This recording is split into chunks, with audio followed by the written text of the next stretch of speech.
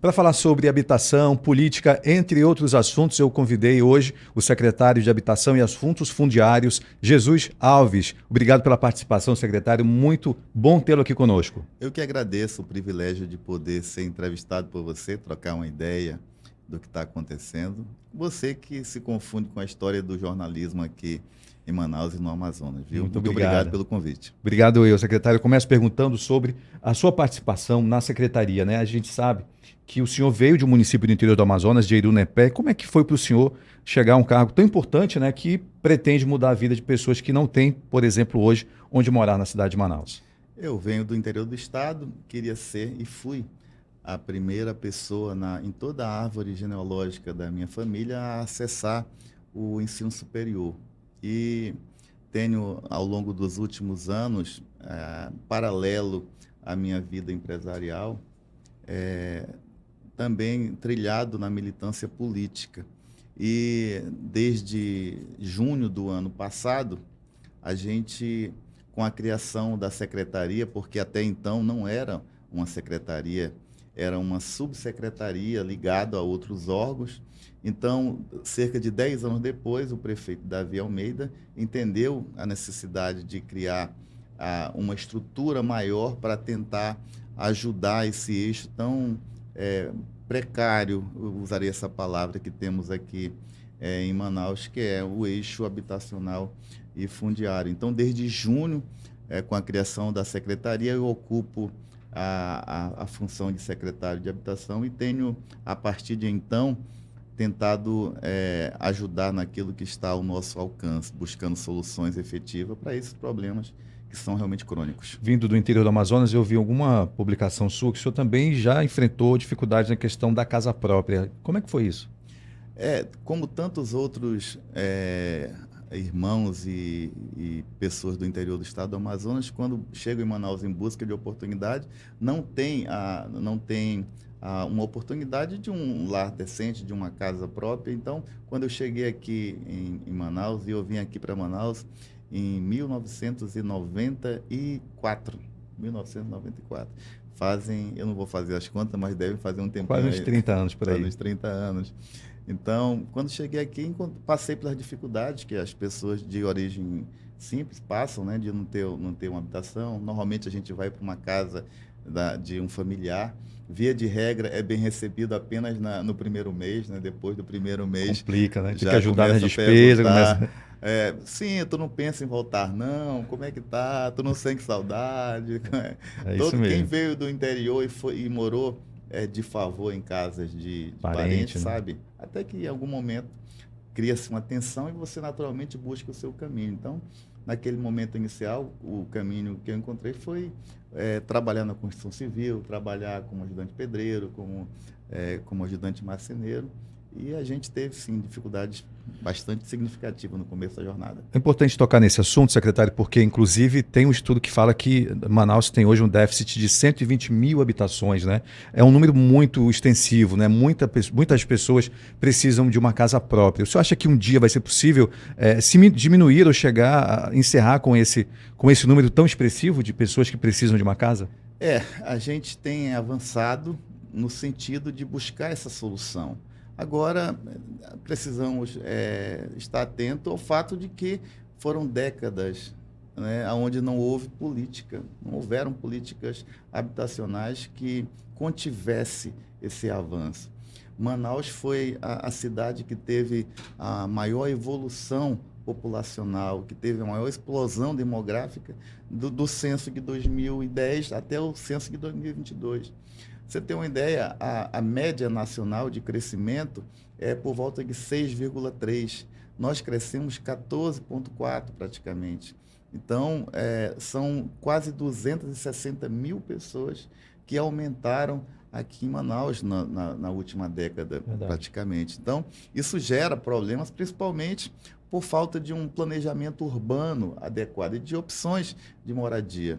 Então, para esse ano, nós temos um número que vai reduzir um pouco mais esse gigantesco déficit, mas é um trabalho como você falou, para solucionar ou minimizar, não é um trabalho de 1 ano, de 2 anos. É um trabalho, uma programação que tem que ser executada ao longo de muitos anos. Entendi. A secretaria, ela tem aí, vai fazer 1 ano ainda, né? E a gente observa que é uma das mais prestigiadas também, do ponto de vista político, do ponto de vista da importância que ela representa para as pessoas que estão aí precisando de uma casa própria. E aí tem esse número de que a possibilidade inicial, eu não sei se só para esse ano, mas cerca de 5.000 casas. Para quanto? Pelo menos foi esse o número que eu ouvi, secretário. Essa fase inicial de 5.000 residências, 1.000 casas próprias, é para esse primeiro ano de existência da secretaria ou é algo mais para frente? Qual é o número hoje? A gente precisa entender como funciona o procedimento de aquisição de casas, em especial do Minha Casa Minha Vida. Certo. O governo lançou o primeiro lote esse ano. Então, Manaus, iniciou o ano passado, mas para executar esse ano. Então, Manaus se qualificou para receber 3.680 unidades pelo FAR, que é o programa principal do Minha Casa Minha Vida. Além dele, nós temos algumas garantias do ministro Jader de que também iria contemplar com cerca de 1.000 unidades no programa Calamidade. Certo. Lembrando, nós tivemos alguns episódios, alguns desastres que aconteceram ao longo do ano passado e também desse ano. Então, com isso, a gente já faz quase 4.680 unidades. E houve, novamente, por intervenção tanto do senador Eduardo Braga, como com a boa vontade política do governo em levar mais habitações para Manaus, também a reabilitação de alguns projetos que estavam há alguns anos parados, de entidades. Então, nós tivemos mais 500 unidades que foram já assinadas a ordem de serviço alguns meses atrás. Eu acho que está nas nossas redes sociais. Então, o número que a gente pretende atingir é esse que você falou, cerca de 5.000 unidades para o programa Minha Casa Minha Vida. Mas, além disso, a gente não pode imaginar que seria a única solução. Um problema tão grande como o que temos habitacional exige soluções diversas. Uma delas é a construção de apartamentos novos, de casas novas, e a gente realmente deu prioridade, ao invés de fazermos casas que ocupam um espaço urbano maior, Sim. a gente utilizar um plano mais vertical de apartamento, que, no nosso entendimento, é a solução que menos agride o meio ambiente e que também não sobrecarrega as estruturas que lá estão. Então, para esse ano, a gente tem esse número de habitação e estamos buscando as outras soluções complementares, como auxílio aluguel, como reforma de habitações. Né? E estamos estudando, no meio desse projeto, para a gente também fazer alguns loteamentos populares para aquelas famílias que podem fazer as suas residências, as suas casas.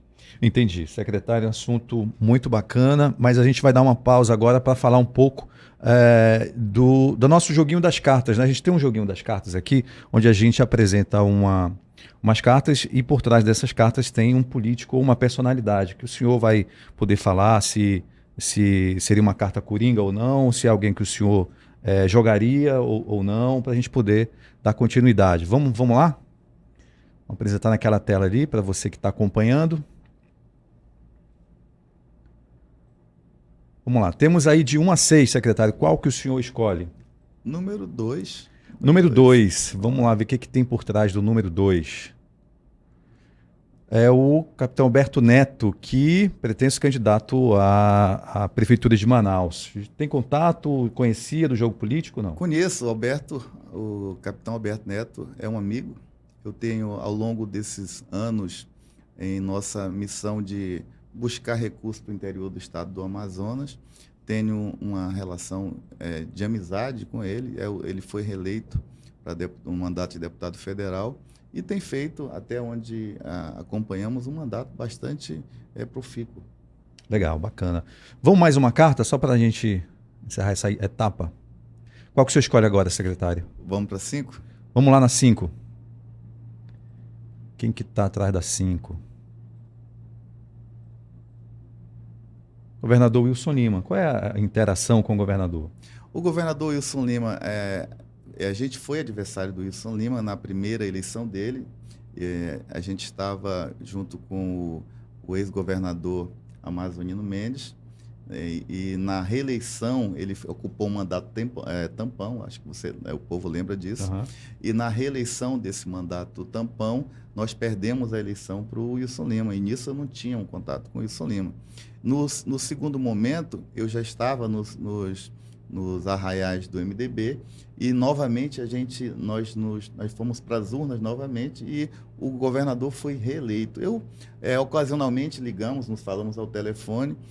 Eu tenho uma boa relação institucional com o governador Wilson Lima. Tem que ter, né? Tem que ter. Precisamos ter. Ele não é um adversário. Tá certo. Secretário, falando ainda de política, a gente queria saber um pouco de algo que tem acendido e tem sido muito forte ultimamente na política amazonense, que é a possibilidade do prefeito Davi Almeida ir para o PL, né, de Bolsonaro. A gente teve algumas especulações muito fortes. A gente também ouviu falar do próprio prefeito que ele não que ele permanece no Avante, mas que ele sim tem visitado alguns partidos políticos, entre eles o PL. A gente sabe que politicamente o senhor tem uma relação mais íntima, mais próspera, assim, digamos, com o senador Eduardo Braga, com o próprio senador Omar Aziz, né? E se for o caso do prefeito migrar para o PL, isso causaria algum tipo de atrito, politicamente falando, dentro da secretaria, ou o senhor como um homem de confiança hoje, né, de Davi Almeida, como é que o senhor avalia esse cenário? Essa é uma pergunta que tem alguns aspectos que precisam ser levados em consideração. Primeiro é a nossa atuação. Quando resolvemos enfrentar esse desafio de mitigar esse déficit habitacional, de regularizar áreas que já estão a serem regularizadas há quase séculos, o componente foi realmente de ser uma mão ajudadora política para Manaus. Então, nós estamos em curso de uma série de medidas que dificilmente seriam interrompidas por um vetor político. Com relação à composição que o Davi, eventualmente, o nosso prefeito Davi Almeida venha a fazer, é natural que se converse, que comunique-se com todos os elementos que fazem parte do processo político.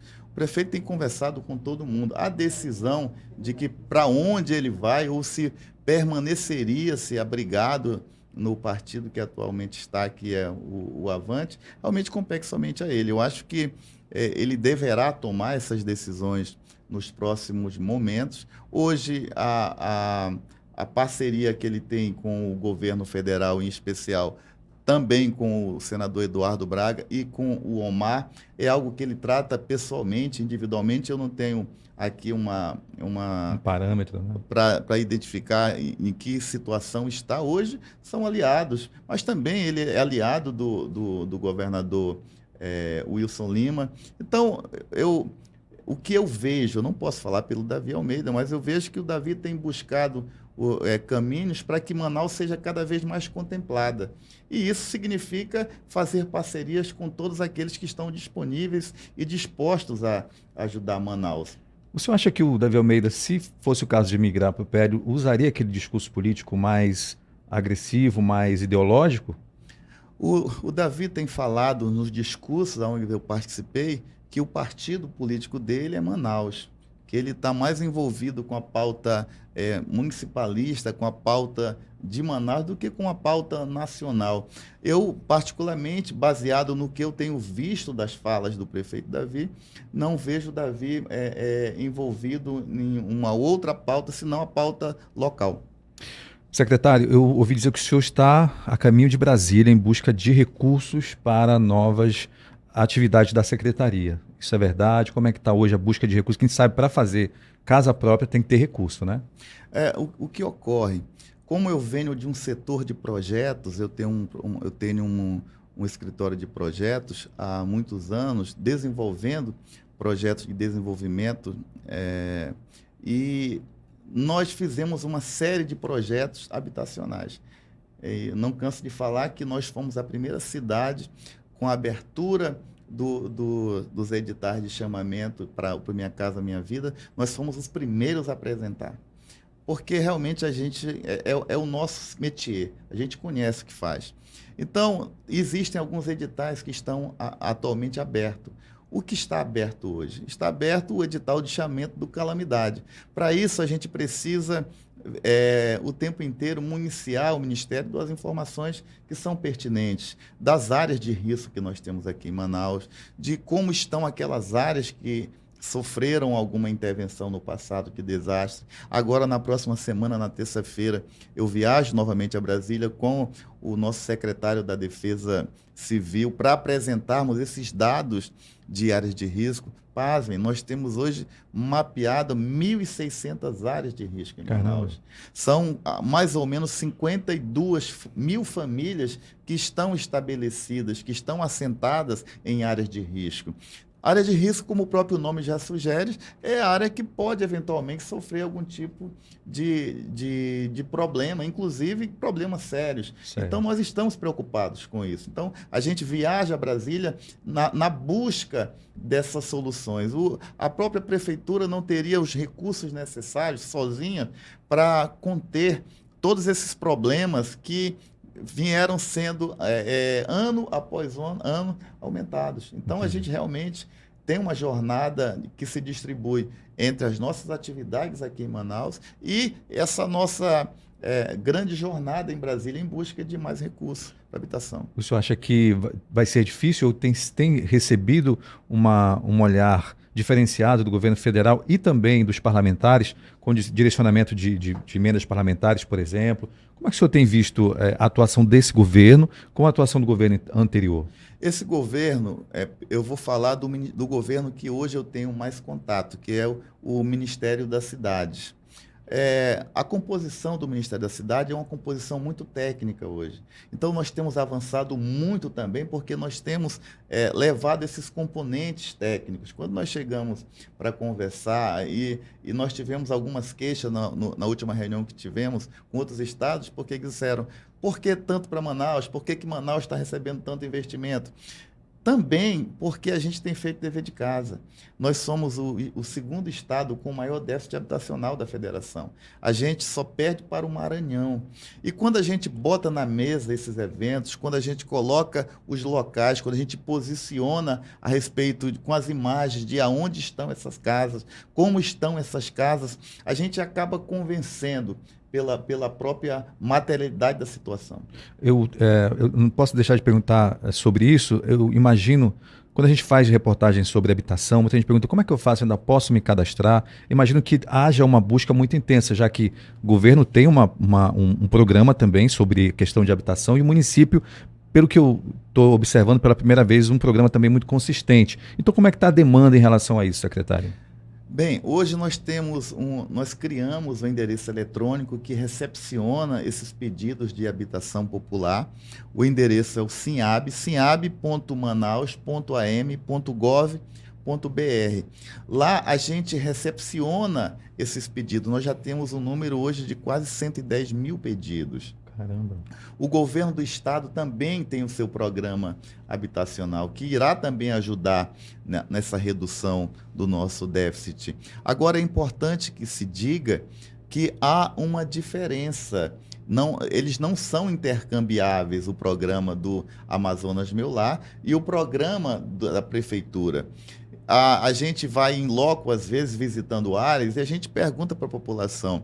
Aqueles que me acompanham na rede social sabem que eu distribuo meu tempo entre os nossos afazeres burocráticos necessários na secretaria, mas principalmente junto à população, vivenciando aquilo que elas estão passando naquele instante. E você já fez seu cadastro? É a pergunta que eu faço o tempo inteiro. Não, já fiz, está aqui. Aí quando mostra, fez o cadastro no Amazonas Meu Lar. Eu falei, olha, tudo bem, essa confusão, você faz no Amazonas Meu Lar, mas também faça no nosso site, no Sinhab, porque aí aumentam mais ainda as suas possibilidades de você acessar uma moradia. Então, aproveita o teu espaço que está aqui para pedir para as pessoas, para que, além de fazer no Amazonas Meu Lar, ok, façam também no site da Prefeitura, no Sinhab, e de maneira que aumente verdadeiramente essas possibilidades para elas. Fazer mais um intervalo para a gente participar de um outro quadro, secretário, onde o senhor vai analisar matérias que tiveram relevância aqui em Manaus, às vezes no Brasil também. Vamos botar na tela aí a reportagem de destaque? Tem essa informação aí do STF está retomando o julgamento sobre a descriminalização do porte de entorpecente. O placar, até onde a gente acompanhou, estava 5-1 pela liberação do uso da maconha. O que o senhor entende nesse assunto? O senhor acha que deve liberar, não deve? Eu acho que o próprio parlamento deve iniciar essa discussão. Nós não temos ainda na nossa Constituição algo que delibere efetivamente sobre isso. Então, o ambiente adequado para que isso aconteça tem que ser no parlamento. É lá que as ideias são maturadas. Nós temos uma casa revisora que vai, depois de maturar essas ideias, vai se debruçar mais ainda sobre esses temas. Eu não tenho ainda um pensamento formado sobre isso. O que eu sei é da necessidade que tem de ter legislação específica para as pessoas que estão em tratamento e que usam a substância como uma forma de minimizar seus problemas. Tem mais uma manchete sobre a Defensoria Pública que pede a anulação da sentença que determina a retirada de flutuantes, algo que atinge também o município de Manaus, porque são muitas famílias, também pessoas que geram emprego. Há uma discussão sobre a importância e a necessidade de tirar esses flutuantes de lá, o que se arrasta há muito tempo, foi se deixando, não houve uma política para regulamentar isso, secretário. E o senhor, que está no âmbito da prefeitura, não é o seu endereçamento esse tipo de tema, mas queria a sua opinião sobre esse assunto. O que eu vejo é que precisamos de uma política de ordenança para o que lá está. Eu vejo a necessidade, primeiro, de manter um caminho para que o nosso povo tenha outras opções de lazer e de divertimento. Então, antes, o lazer ele acabava sendo, principalmente com muito de respeito às águas do Rio Negro, acabava ficando apenas para as pessoas que tinham barco, que tinham embarcações. Verdade. Né? Então, esses flutuantes acabaram popularizando, dando oportunidade de pessoas que não têm o seu barco também terem acesso a algo que é nosso. Entretanto, quando esse algo que é nosso acaba sendo prejudicado, e nisso, qual o grande prejuízo no meio de tudo isso? É que se nós não tivermos políticas sérias que regulamente isso, em pouco tempo a gente vai deixar de usar, porque vai ser poluído. Não é apenas o garapé, não é apenas os flutuantes que poluem. Nós temos outros problemas além dos flutuantes, que precisam também ser resolvidos. Sim, com certeza. Então, simplesmente chegar, vamos tirar apenas... Se tu queres a minha opinião, eu sou de acordo com a Defensoria, quando pede que, olha, segura, vamos conversar. Eu acho que é isso que eles estão querendo. Vamos ver qual a alternativa. Fazer um estudo, ouvi-los também, né? Vamos ver o que é que nós temos de possibilidades. Porque ali tem muitas pessoas, não só que trabalham, mas também moram. Para onde essas pessoas vão? Quais serão os caminhos que elas terão? E as famílias que lá estão? Qual é a fonte de sobrevivência? Como elas ficarão sendo tiradas de maneira tão abrupta? Então, eu acho que a minha opinião é que o que a Defensoria quer é exatamente isso, é que comece-se a discutir quais seriam as possibilidades que teriam. Perfeito, secretário. A gente está caminhando para o fim, mas antes disso eu queria saber o que o senhor mudaria na sua trajetória política se o senhor pudesse voltar no tempo. Em absolutamente nada, porque o intuito de fazer políticas, o principal e a finalidade é fazer o bem comum. E hoje eu estou tendo uma oportunidade extraordinária de fazer isso, de cuidar de gente, de fazer políticas que tenham um grande impacto na vida das pessoas. Então, a maior parte das pessoas, às vezes, se vangloriam de eu tenho um mandato, eu tenho isso, eu tenho aquilo, mas o que é que esse mandato realmente o que é que ele gerou de positivo, de benefício para a sociedade? Eu fui o 14º candidato a deputado estadual mais votado do último pleito. Por uma questão partidária, eu não tenho um mandato, mas isso não foi um motivo de eu ficar entristecido ou um motivo de eu ter desanimado, porque aquele que se diz político, ele precisa fazer política com mandato, sem mandato, com secretaria, sem secretaria, porque trata-se de ideias que fazem com que o nosso povo, com que a nossa população venha verdadeiramente a prosperar e a crescer. Perfeitamente. Eu conversei com o secretário de Habitação do município de Manaus, Jesus Alves, que eu pude conhecer um pouco mais, né, saber desse homem simples, desse homem batalhador, e agradecer pela acessibilidade de poder ter vindo aqui conosco, conceder essa entrevista, essas informações que tanto vão ser importantes para a população que precisa principalmente, né, de um olhar diferenciado do município de Manaus. Muito obrigado e suas considerações finais. Eu que agradeço e, mais uma vez, fica aquela nossa mensagem de esperança, que eu acho que o nosso povo hoje precisa ter esperança de que o dia de amanhã sempre será melhor do que aquilo que nós vivemos hoje. E nós, dentro da Prefeitura de Manaus, estamos trabalhando naquilo que é necessário para tornar o nosso futuro melhor. Muito obrigado pelo espaço, Fábio. Obrigado eu. Até a próxima oportunidade. Gente, a gente vai postar e tem outras informações, tanto no portal fatosmarcantes.com.br, também lá tem um espaço para podcast, tem outros vídeos. Siga também nas nossas mídias sociais. Tem também as mídias sociais do secretário Jesus Alves. Como é que está nas suas mídias, secretário? Jesus Alves Amazonas. Jesus Alves Amazonas. Tem muitos seguidores por lá, então te convido para prestigiar essas mídias sociais aí. Obrigado, até a próxima oportunidade.